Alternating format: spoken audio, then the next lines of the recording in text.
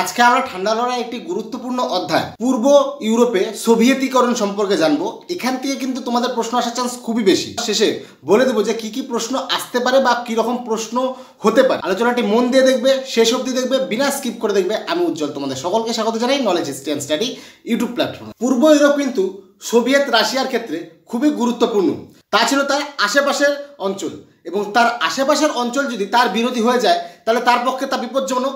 সেজন্য সে চিন্তা করেছিল যে আমি আমার এই আশেপাশের অঞ্চলগুলা আমি নিজের এলাকায় অন্তর্ভুক্ত করব এবং এখানে আমি নিজের প্রভাব বৃদ্ধি করব। এবার কি করে করলো? প্রথম শুরু করলো পোল্যান্ডকে দিয়ে। দ্বিতীয় বিশ্বযুদ্ধ চলাকালীন পোল্যান্ডে রাশিয়া কমিউনিস্ট নেতা বেসেস্লাভ বেরাটের নেতৃত্বে একটা সরকার গঠন করে এবং বলে যে দ্বিতীয় বিশ্বযুদ্ধ শেষ হলে পোল্যান্ডে এমন একটা সরকার গঠন করা হবে যেখানে কমিউনিস্ট এবং অকমিউনিস্ট সব মন্ত্রী থাকবে। এই ঘোষণা খুশি হয় পোল্যান্ড এবং 1945 খ্রিস্টাব্দে পোল্যান্ডের এই সরকার রাশিয়াকে পোল্যান্ডের বিশাল একটা অংশ সমর্পণ করে যে এখানে রাশিয়ার অধিকার থাকবে। 1946 খ্রিস্টাব্দে পোল্যান্ডে একটা সরকার গঠন করা হয় এবং সেই সরকারে কমিউনিস্টদের পাশাপাশি অকমিউনিস্টদেরও মন্ত্রিত্ব দেওয়া হয় এবং ওই অকমিউনিস্ট মন্ত্রীদের ভ্যালু ততটাই ছিল যতটা তোমার পরিবারে তোমার ওপিনিয়নের থাকে, মানে একদম ভ্যালু নাই, খারাপ আর কিচ্ছু নাই, জাস্ট মজা।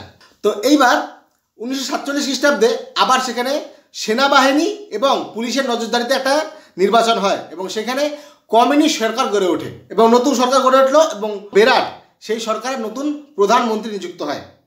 এবার গুইনে গুইনে অকমিউনিস্ট পার্টিদের শেষ করে দেয়, যেমন police pigeon party, social workers party, এইসব পার্টিকে শেষ করে দেয়। আস্তে আস্তে পোল্যান্ডের সোভিয়েতীকরণ হয়, সোভিয়েত রাশিয়ার কর্তৃত্ব প্রতিষ্ঠা হয় এবং পোল্যান্ড সোভিয়েত রাশিয়ার তাবেদার রাষ্ট্রতে পরিণত হয়। এবার এইখানে তোমরা কি প্রশ্ন মনে রাখবা? পুলিশ হচ্ছে কমিউনিস্ট নেতার নাম, তারপর কিছু কিছু নন কমিউনিস্ট পার্টি, তারপর হচ্ছে কবে নির্বাচন হয়, এইগুলাই তোমরা মনে রাখবে। পোল্যান্ডের পর এবার রোমানিয়া। দ্বিতীয় বিশ্বযুদ্ধ শেষের দিকে রোমানিয়া নাৎসি শাসন মুক্ত হয়। সেখানকার রাজা মাইকেল রোমানিয়ায় রাজতন্ত্র পুনঃপ্রতিষ্ঠা করে। স্ট্যালিন মাইকেলকে নির্দেশ দেয় যে কমিউনিস্টদের নিয়ে একটি গণতান্ত্রিক সরকার গঠন করতে। স্ট্যালিন যদি চাইতো সেখানে কমিউনিস্ট সরকার গঠন করতে পারতো, করে নাই, কারণ দ্বিতীয় বিশ্বযুদ্ধ এখন শেষ হয় নাই আর যার জন্য অন্যান্য শক্তির সহায়তা প্রয়োজন। এরপর 1946 খ্রিস্টাব্দে সেখানে একটা নির্বাচন হয় এবং কমিউনিস্ট সমর্থিত জাতীয় গণতান্ত্রিক ফ্রন্ট সেখানে জয়ী হয়। এইবার অকমিউনিস্টদের ধরে পুরা মারা শুরু করে দেয়। সেখানকার কৃষক নেতা আইয়ন মিয়ালেক এর বিরুদ্ধে রাজদ্রোহিতার অভিযোগ আনে এবং তাদের পার্টি পিজন পার্টি ভেঙে দেওয়া হয়। এই অবস্থায় মাইকেল পদত্যাগ করে এবং এই পদত্যাগের পরেই অকমিউনিস্টদের গড়ার মারা শুরু। এরপর শুধু কমিউনিস্ট অনুগামীদের নিয়ে গঠিত রোমানিয়ান সোশ্যাল ওয়ার্কার্স পার্টি গঠিত হয় এবং সেই পার্টি নির্বাচনে জিতে এবং রোমানিয়াতে কমিউনিস্ট সরকার প্রতিষ্ঠিত হয়। তোমরা এখানে রোমানিয়ার রাজার নাম, তারপর রোমানিয়ার হচ্ছে কৃষক নেতার নাম, তারপর হচ্ছে মাইকেল কবে পদত্যাগ করে 1947 খ্রিস্টাব্দে ডিসেম্বর মাসে, নির্বাচন কবে হয়, এগুলা সব মনে রাখবে। এইবার বুলগেরিয়া। 1944 খ্রিস্টাব্দে বুলগেরিয়ায় কমিউনিস্ট এবং অকমিউনিস্ট উভয়কে নিয়ে স্বদেশ ভূমি ফ্রন্ট গঠন করা হয় বা ফাদারল্যান্ড ফ্রন্ট গঠন করা হয়। এইবার অকমিউনিস্টদের নির্বিচারে হত্যা করা শুরু হয়। জাতীয়তাবাদী নেতা নিকোলো পেতকভ এর বিরোধিতা করে, এইবার তাকে রাষ্ট্রদ্রোহিতার মামলায় হত্যা করা হয়। শেষ পর্যন্ত রুশ সেনাবাহিনী জর্জ ডিমিট্রভ এর নেতৃত্বে রাজা সাইমনকে পদচ্যুত করে সেখানে রাশিয়ার নিয়ন্ত্রণাধীন সরকার গঠন করে। এইখানে তোমরা স্বদেশ ভূমি ফ্রন্ট বা ফাদারল্যান্ড ফ্রন্ট কি সেটা মনে রাখবা। তারপর কোন নেতাকে হত্যা করা হয়, তারপর রাশিয়ার সেনাপ্রধান কে ছিল? হাঙ্গেরি। 1944 খ্রিস্টাব্দে রাশিয়ার উদ্যোগে হাঙ্গেরিতে একটি সরকার গঠন করা হয় যেখানে কমিউনিস্ট এবং অকমিউনিস্ট সকল সদস্যই থাকে।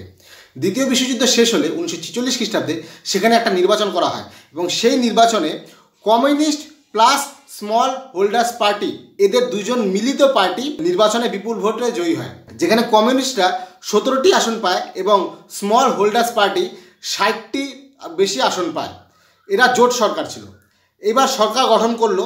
এই সরকারে কমিউনিস্টরা কিন্তু গুরুত্বপূর্ণ দুটি পদ লাভ করলো। কমিউনিস্ট পার্টির রাকোসি পান সহকারী প্রধানমন্ত্রীর পদ এবং ইমরে নেগি পান স্বরাষ্ট্রমন্ত্রীর পদ। এছাড়া প্রধানমন্ত্রী এবং প্রেসিডেন্ট নিযুক্ত হয় স্মল হোল্ডার্স পার্টির থেকে। এইবার কমিউনিস্টরা কি করলো?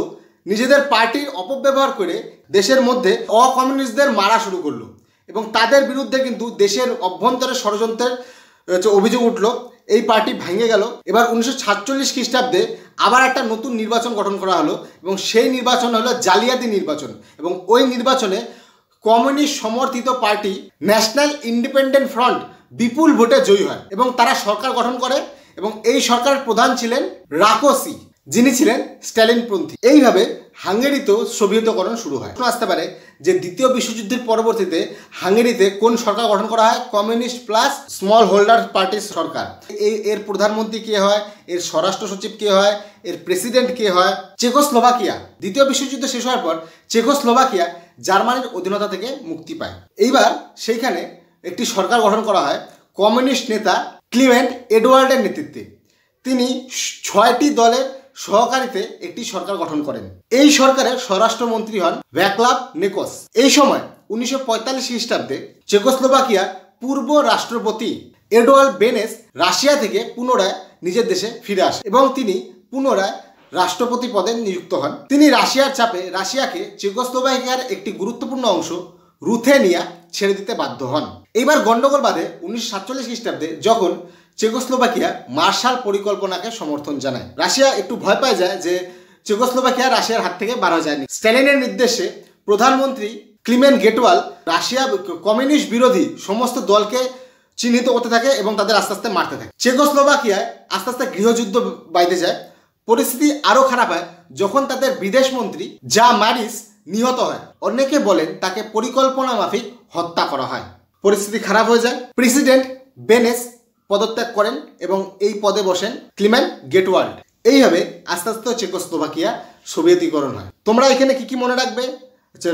প্রেসিডেন্টের নাম, স্বরাষ্ট্র সচিবের নাম, বিদেশ মন্ত্রীর নাম, তারপর হচ্ছে রাষ্ট্রপতির নাম, কাকে হত্যা করা হয় সেটার নাম। এবার আমরা জানবো রাশিয়া এবং যুগোস্লাভিয়ার যে সম্পর্ক ছিল তার সম্পর্কে। যুগোস্লাভিয়া জার্মানির বিরুদ্ধে যুদ্ধ করা শুরু করে এবং এর নেতা ছিল মার্শাল টিটো। 1944 খ্রিস্টাব্দে যুগোস্লাভিয়ার রাজা দ্বিতীয় পিটার মার্শাল টিটোকে তার প্রধানমন্ত্রী হিসাবে নিযুক্ত করে এবং 1945 খ্রিস্টাব্দে যে সংবিধান সভার নির্বাচন হয় সেখানে মার্শাল টিটো সেনাবাহিনীকে কাজে লাগায় নিজেকে জয়যুক্ত করে। এবার সে জিতে গেল।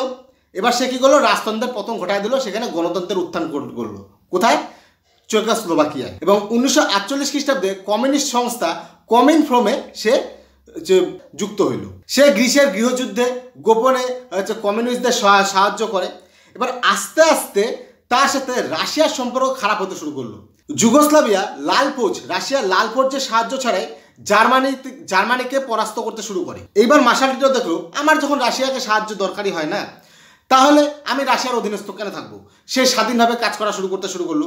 এবার রাশিয়া এগুলা পছন্দ হতো না যে আমি বড় দেশ, যুগোস্লাভিয়া একটা ছোট্ট দেশ, রাশিয়া নাগিরি। এবং 1948 খ্রিস্টাব্দে যুগোস্লাভিয়া কমিনফ্রন্ট থেকে বেরিয়ে যায়। এইখানে তোমাদের প্রশ্ন এখানেই আসতে পারে যে যুগোস্লাভিয়ার কৃষক নেতার নাম কি, মার্শাল টিটো, রাজার নাম কি, তারপর হচ্ছে রাজতন্ত্র অবসান কি ঘটাইছিল, তারপর কমিনফর্মে যোগদান কবে করছিল এবং কমিনফর্ম থেকে বাড়াইছিল কবে। এই হলো তোমাদের আজকের আলোচনা। এই আলোচনাটা কিন্তু আজকে খুবই গুরুত্বপূর্ণ। তোমরা প্রত্যেকটা প্রশ্ন এখান থেকে নোট করবে, এখান থেকে প্রশ্ন আসার চান্স খুবই বেশি। আলোচনাটি ভালো লাগলে অবশ্যই একটি লাইক করবে, কমেন্ট করে জানাবে। তোমাদের কমেন্ট খুবই জরুরি। চ্যানেলটিকে অবশ্যই সাবস্ক্রাইব করবে, বন্ধুদের সাথে শেয়ার করবে। তোমাদের শেয়ার খুব জরুরি, তোমাদের সাপোর্ট খুবই জরুরি। এছাড়াও ডেসক্রিপশনে আমাদের টেলিগ্রাম গ্রুপের লিঙ্ক রয়েছে, সেই টেলিগ্রাম গ্রুপে জয়েন হয়ে নেবে। তোমাদের যা যা প্রশ্ন আছে সেখানে করবে, আমি অবশ্যই রিপ্লাই করব। দেখা হচ্ছে পরে আরেকটি ভিডিওতে। ততক্ষণে ভালো থাকো, সুস্থ থাকো। জয় হিন্দ।